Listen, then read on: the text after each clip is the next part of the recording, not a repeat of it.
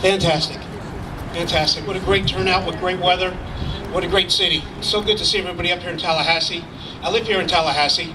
I've lived in Florida since 1985, and I've moved to Tallahassee from West Palm Beach. And I've lived in Port Orange. And I just love this state. I went to law school in Miami. I went to undergrad in UCF.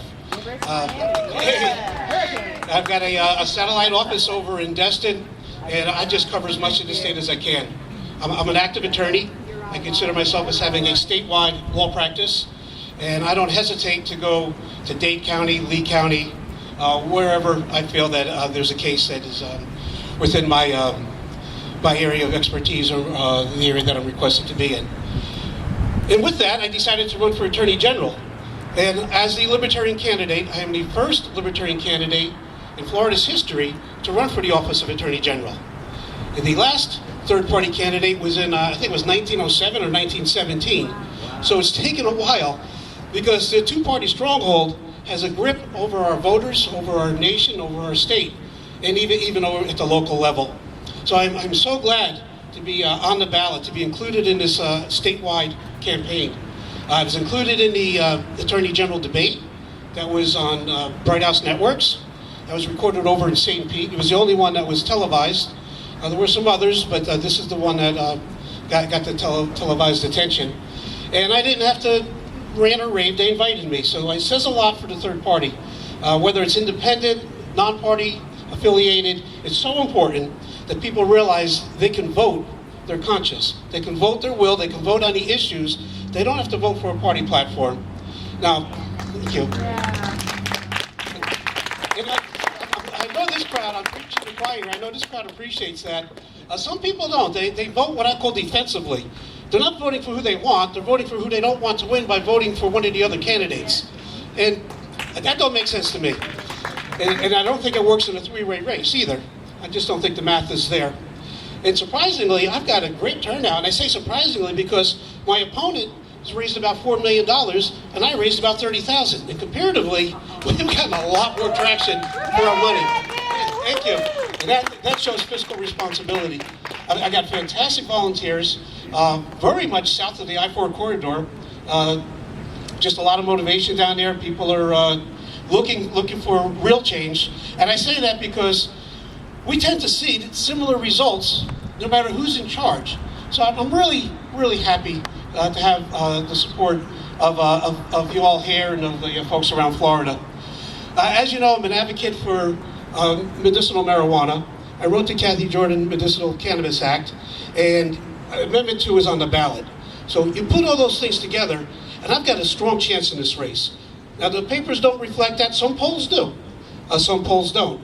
But I think that folks like open-minded people like those here, people with top-of-the-mind awareness of a vision for Florida, not reflecting on what was done in 2010, 8, and 6, but looking forward, are going to come to the polls. That's going to be the turnout, and that's why I'm very confident that this race is not over until November 4th. Now, we're here on a very special issue, a very specific issue, and it's just I compliment you all so much for bringing this to the public awareness. Most people I talk to, and I mean most, majority, are unaware of the fact that family dogs are being shot by law enforcement when they enter onto the property for legitimate law enforcement reasons, and sometimes just blundering, just at the wrong location, the wrong time, the wrong family, and obviously the harm is irreparable. There's no reversing that harm. So it begins with public awareness. I really think that is the seminal seed. It starts with public awareness. So what you're doing is fantastic, and I'm so happy to be a part of it. And I was invited by a gentleman who introduced me to your organization, and he asked me to participate, and I said, you know, I'm already there. I've already had things posted on my website in regard to this, and I read last year Radley Balco's book on Rise of the Warrior Cop, and I so much recommend that. Anyone who hasn't read it, it just talks so much and speaks so well. He's been tracking this issue since the 90s on the militarization of the police force, the civil police force. The over-militarization is on a slippery slope. And I'm afraid that if it slides any further down, it's going to be hard to reverse. And again, it becomes an awareness. Now, I'm not picking on any law enforcement, or I'm not picking on anyone in general. We're talking about awareness. With awareness comes smart choices, responsible choices, and of course, beginning with training. Because obviously, a lot of these dogs, and we'll stick to dogs, have suffered the consequences, as did their families, and these were avoidable consequences. In law, there's a doctrine referred to as unavoidable consequences, a mishap that you couldn't avoid. And there's also something referred to as the, like the last opportunity to avoid. That's what needs to come to the attention, first of our citizens, then of law enforcement. Our citizens elect our officials. Now, I ultimately hold the voters responsible for the conduct of the elected officials, and of course, our officers are the best here in Florida. They have leadership. They're following their leadership. They're doing what is expected of them. So the expectations from the top down come from the bottom up, from the voters. And that's one of the reasons I'm proud to be a member of the Libertarian Party, because we are a bottom-up organization. I haven't, and I'm going to jump back and forth between my candidacy and your cause, if I may. I haven't received any money from my state party, although I am what they call a qualified candidate, vetted and approved party candidate, and no money from the national party. And it works out great, because I don't owe allegiance to anyone, any special interest, any corporation, or any party, although I do subscribe to my party's platform. But we are a bottom-up organization, as are you, from my observation. I don't see any corporations that sell the products you buy for your pets out here supporting you. Maybe at the next rally they will, and I think they should, because we want to keep those pets home and alive and safe.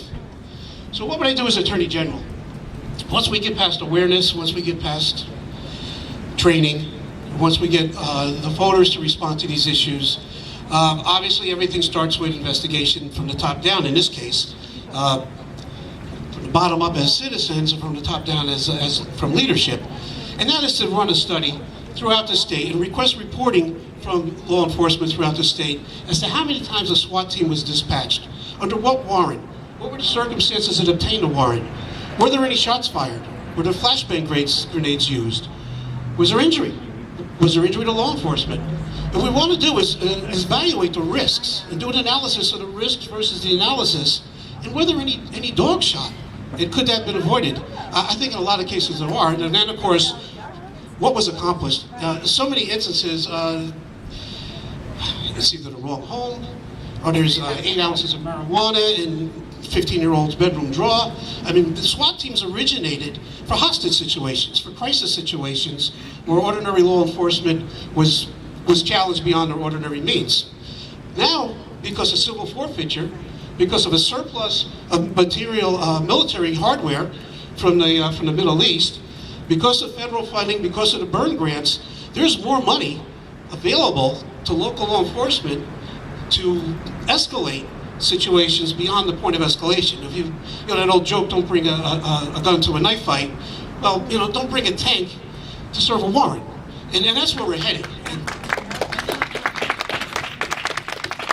So that's my concern. I think that's why the gentleman who contacted me to join with this group did contact me. And I believe, from my observation, I'm the only candidate talking about that, particularly with regard to the office I'm heading for, which is the Chief Legal Office, Chief Legal Officer for the state of Florida.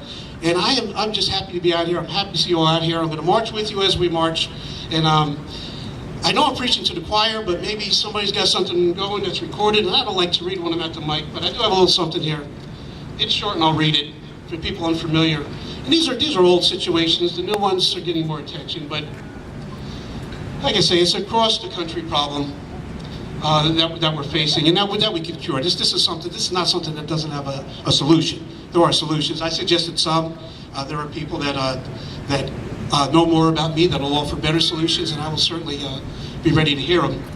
But this is a little bit I wanted to read.